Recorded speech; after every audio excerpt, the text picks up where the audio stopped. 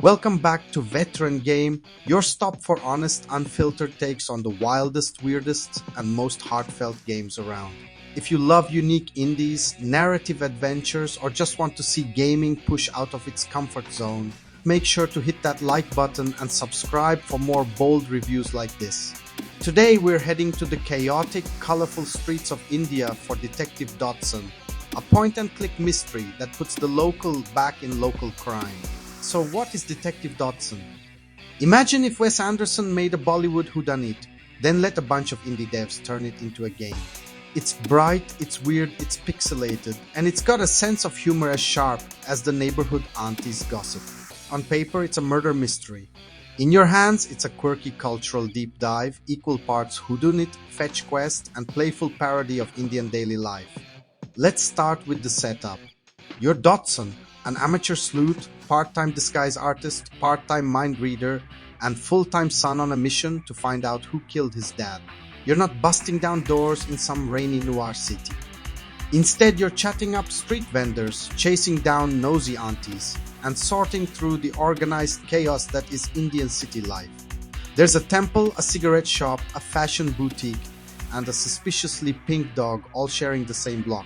If you've ever set foot in an Indian city, Dotson's world will feel instantly familiar, right down to the litter on the street, and yes, you get to clean it up, or throw it right back at people. No joke, where Dotson shines is in its honest love letter to India. The pixel art isn't just window dressing, it captures the vibrancy, the constant buzz of life, the crazy mix of modern and traditional. The sound design hums with background chatter, festival music, and the random burst of holy colors. For once, this isn't a game set in some fantasy Europe or a bland futuristic dystopia. This is India, with all its heart and mess and noise, presented by developers who actually get it. But let's talk gameplay, because Detective Dotson is not your usual point and click. The clues don't fall into your lap. You have to charm, bribe, or trade for every scrap of info. Most suspects want something, usually an item only found at some obscure corner shop or hidden in the background. To get what you need, you'll end up playing mini-games. Hidden object puzzles, rhythm games, even a cricket mini-game that's as fiddly as the real thing. The best of these is the hidden object game, which will actually make you slow down and appreciate all the little visual gags, masala games, tucked in the backgrounds. But it's not all smooth sleuthing. The fetch quest mechanics can get repetitive. Sometimes it feels less like solving a murder and more like running errands for your entire neighborhood. The rhythm and cricket games don't hit as hard as they should. Think more amusing time wasters than must-play side quests. And there are a handful of technical issues. A case log that's a pain to manage, evidence boards that don't always connect in a logical way, and the occasional glitchy NPC walking on air or a minigame freezing up your session. For a detective game, sometimes you'll be guessing more than deducing. That's not the only thing that'll trip up genre veterans.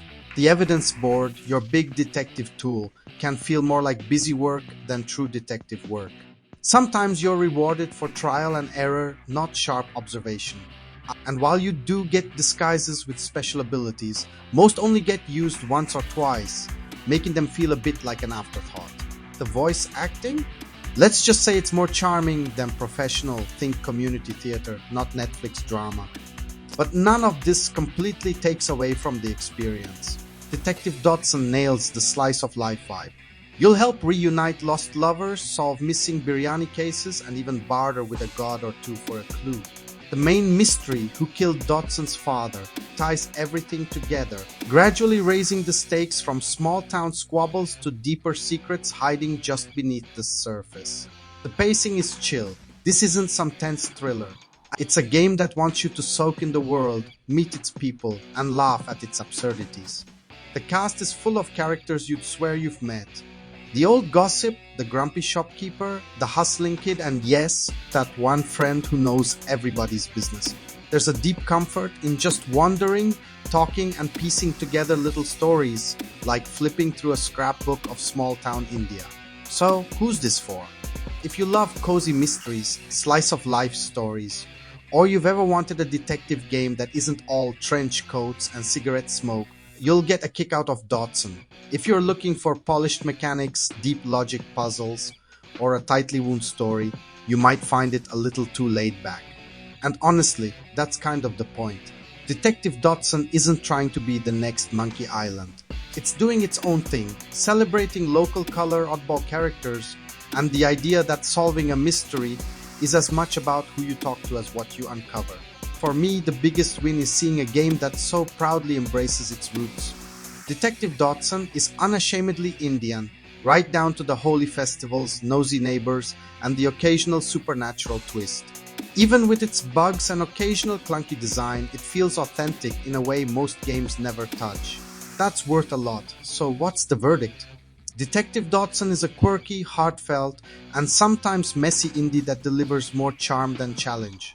It's not going to scratch your Ace Attorney itch or blow you away with puzzle brilliance, but it will give you a window into a world that deserves more time in the gaming spotlight. It's short, it's sweet, and it's got a vibe all its own. If you want more bold, honest reviews and gaming deep dives, you know what to do. Hit subscribe, drop a like, and let us know in the comments what culture or country you wish got the indie game spotlight next. This has been Veteran Game. See you in the next case.